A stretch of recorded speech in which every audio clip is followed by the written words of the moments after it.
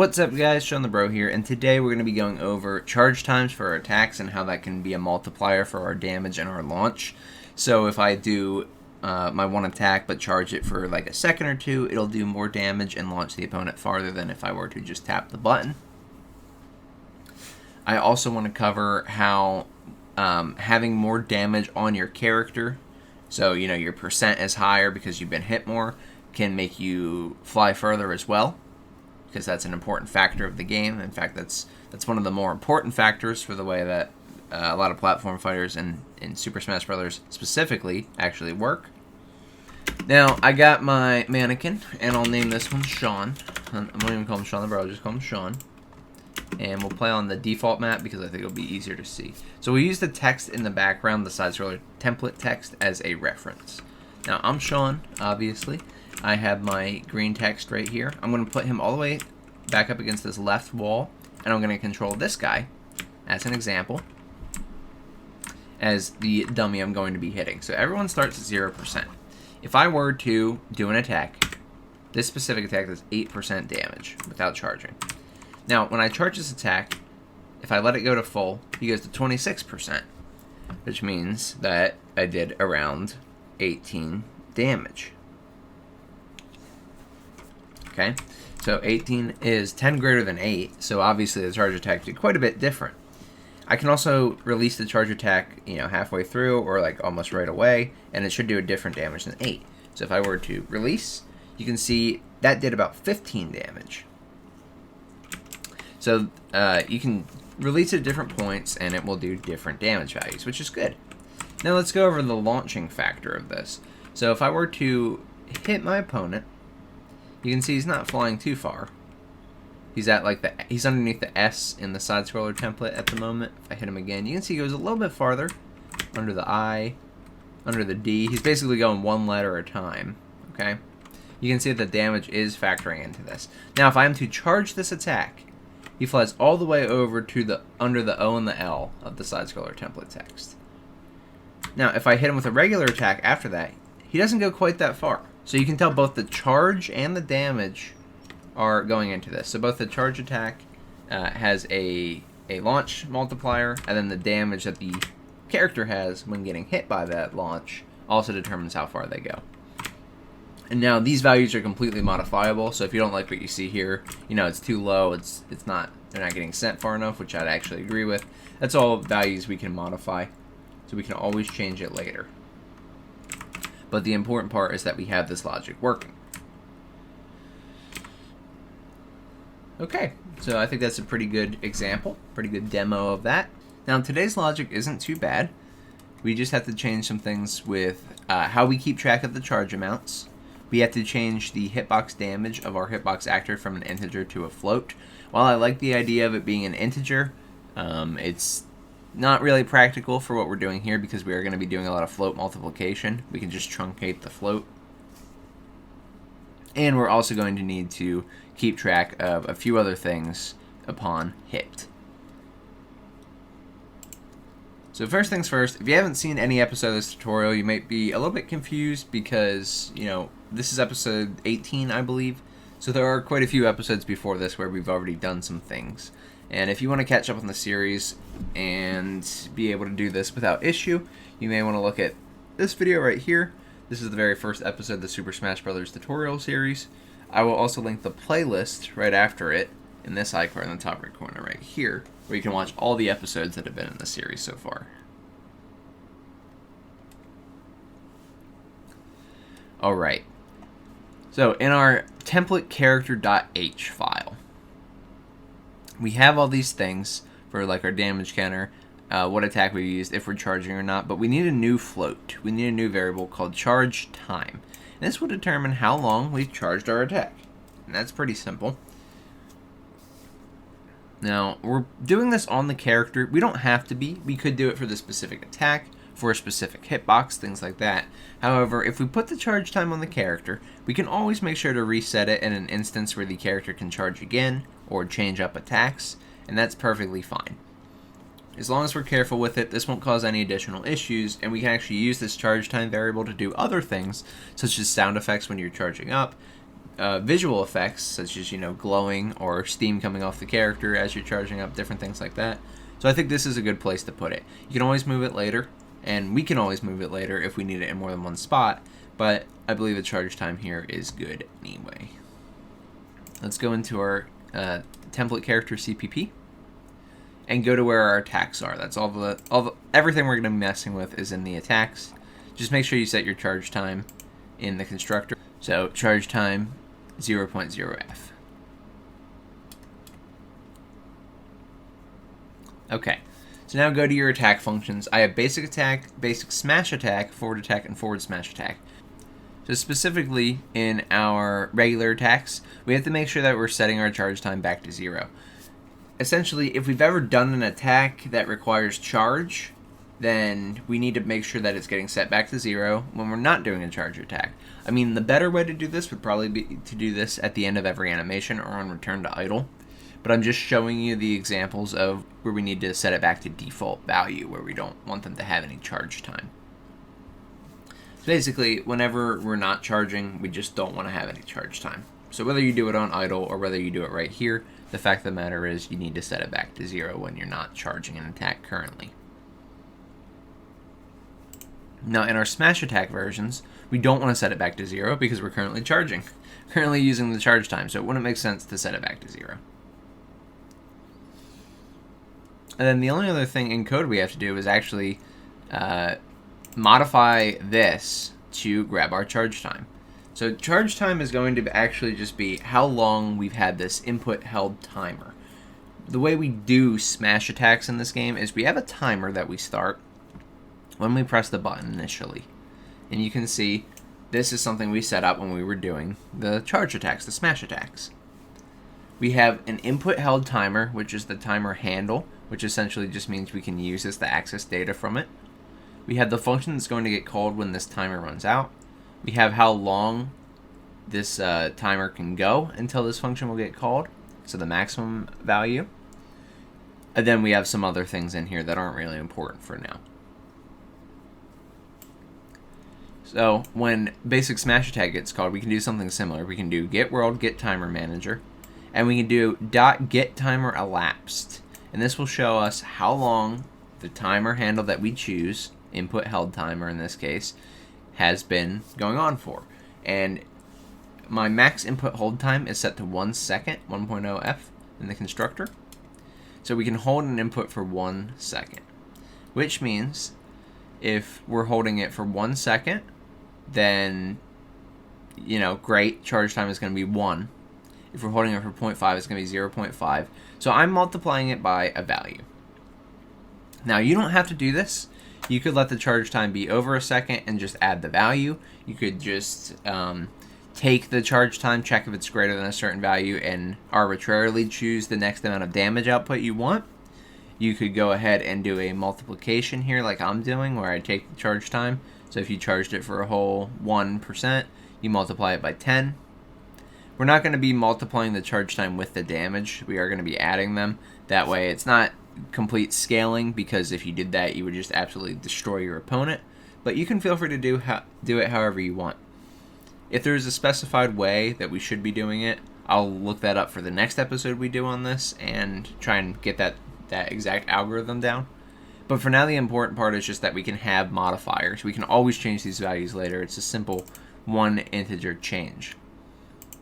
Now, the only other thing I'll say about this, if we are going to continue to use this method, we don't want to use 10.0 float. We want to actually just make a variable that we can change in one spot and change it everywhere, because I also have the same logic in the forward smash attack here. You can see charge time, get world timer manager, get timer elapsed, times 20. Now, you can have them separate if you want, or if you want them to be the same modifier every time, like I said, you should go ahead and make a variable. That's how we set our charge time. So that's not too bad. Now we should be able to have a charge time that we can actually see on screen, and it should relate to how much damage we're going to do and how much launch we can do. Let's go ahead and go to our hitbox actor.h and just make a small change. Our hitbox damage was an integer before, and I've now made it a float simply because while I like the idea of the hitbox damage being an integer because we don't have to deal with all the excess junk that comes with the float when we don't need it, we are going to be doing a lot of float operations, so it's actually easier to just have a float, then truncate the value to be an integer. So go ahead and make this a float in the constructor. Make sure you set it to 0.0f as opposed to just 0.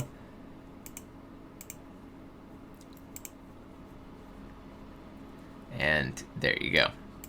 Now, remember, I do have these multipliers you can feel free to use. I've gone over them in the last episode. Now, we need to adjust just a few things, not too much. But in our character, I do have our charge time being printed out to the screen just so you guys can see what's going on. Make sure you build Visual Studio and compile in Unreal so that you can see this. And just grab the charge time and print that out to a print string. Just so you guys can see it, so you're aware what it should look like. If I hold this button for, that long, then I get a 9.3 as my charge time. Or I can hold it the whole way and get a 10. I can release it right away and get a 3. And I can do the same with my other attack. Just like that. You can see how much the value varies very quickly. And that's why I said you may need to adjust it for each attack as opposed to having them as one value. But for right now, I'm just worried about getting those multipliers working. And then you can play around with it as much as you want. Okay. Then in the default NMBP, we don't have to do anything in the state machine. We already have our attacks and our smash attacks set up.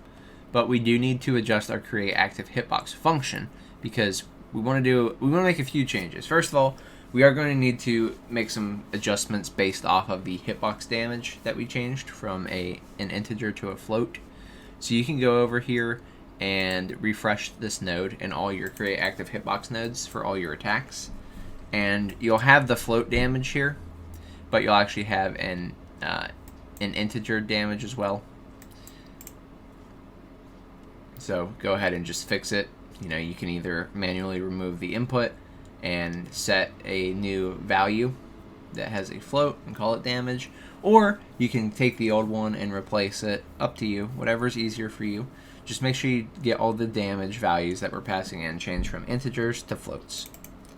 Then in the function itself, we do a few adjustments, but most importantly, refresh all your nodes. It should have like a dark green line going into this hitbox damage.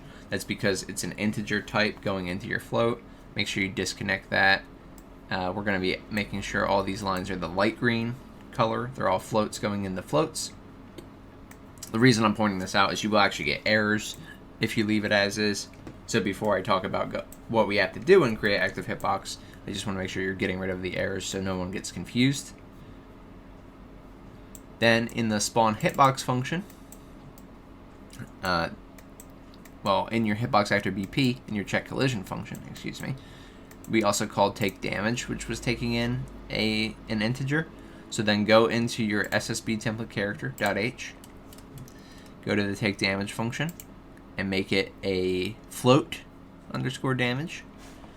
Then in your CPP file, go to take damage one more time and make sure it's a float. You can leave the return as an integer. We don't mind returning an integer because that's the truncated value. And we want the truncated value. We don't want to display this long float to the screen as like 99.34% damage. So that's okay. But we do want to put a float in as the damage amount. That way we know, we can get a more accurate result when doing math, if needed. We don't necessarily need it, but if needed, we should have the option. For now, we can still return an integer, and that's perfectly fine.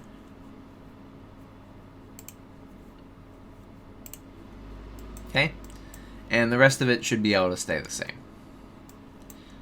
But I didn't want you getting errors by changing that integer to a float, so it's important that you do that now. Let's go back to our NMBP. Now we have this create active hitbox function, and I was just telling you to change the damage variable. And that's true, we should do that. But we also want to add a charge time to this variable. See, the charge time is the charge time that we made earlier, but it's going to be important in this hitbox because we're going to use it in this function to modify the damage and the launch. And we can choose if we want to do one or the other for each attack. So add a new float, call it charge time, and then grab your character reference right here, grab the charge time variable, and plug it into charge time. Pretty simple stuff here. Then we can go into our create active hitbox function again, and this time we'll step through it normally. Okay, so we're spawning our hitbox and we're setting the hitbox type. This is normal, and it's something we were already doing. No need for change there. But now when we're setting the hitbox damage, it's a little bit more complicated than just passing in a solid damage. We still want to be able to just pass in a regular damage of 8.0. This is the default damage it will do without any charge time and anything else. Just 8.0, flat out. But we don't want to put that directly into hitbox damage. We want to also add it to the, or we want to add the charge time to it. So again, this is where there's some creative liberties that can be taken. I'm not entirely sure what the best way is. It's really subjective more than objective, but there might be ways that are better for scaling. So feel free to play around with this and change this to your liking. The next launching and hitbox episode we do will probably cover a more definitive method that is better for scaling. But I'm taking the charge time. You can see it's the second line here, this line I keep highlighting. And I'm adding it to the damage. So it's damage plus charge time. And the way you do this is pretty simple. You drag off of any of your floats and do plus, and I'll do float plus float. Click that one. So damage plus charge time. This is your return value. And I'm setting that to the hitbox damage. So if we have 8 damage base and we've charged for... I know charge time is a little misleading in this specific case because charge time is being multiplied by like 20 for that one attack. But if we did it for 0.5 seconds and it's multiplied by 20, then you're adding 10 to it. So you have 8 damage plus 10, which is 18 damage, and that's what's getting set to our hitbox damage. Now, the rest of it is also going to be the same until we get to launch amount. So you can see we're checking for facing right and choosing the hitbox location. All pretty standard stuff. But then we're setting launch amount. Now launch amount before was just getting set to the launch amount variable. However, if we want, we can also go ahead and use the charge time variable that we have here and pass it into this multiplication and then add it to the launch amount. So the reason I'm doing this one is because the launch amount, first of all, if you use the launch character function like we do, launch character, you have to add quite a bit of force to make it move, which is good. It gives you more freedom. But if we're adding like, 10, 18 to our launch character, you're not going to see a big difference.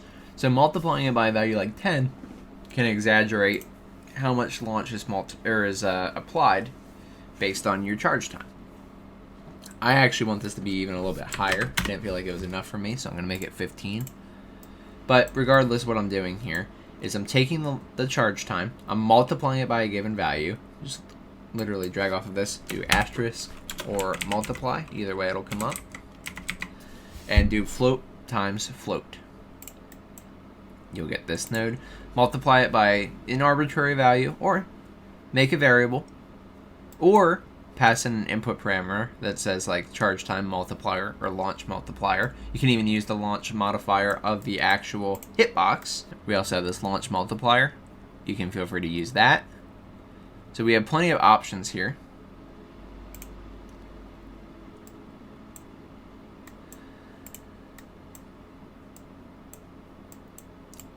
If you want to use the launch multiplier, just drag off of launch multiplier, get it, and drag this in instead of 15 times. That's what the whole launch multiplier is for. Again, I'll be using this more in the future, and it'll be neater in the future. I'm just trying to show you guys kind of why the logic is what it is and how it works the way it does.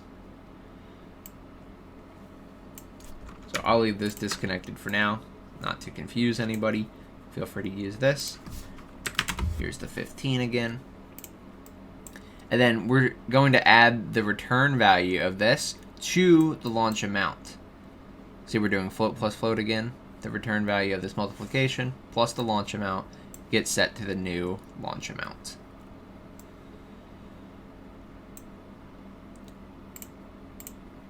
So when we're doing this, if we play the game right off the bat, it'll bring us to our default level and all.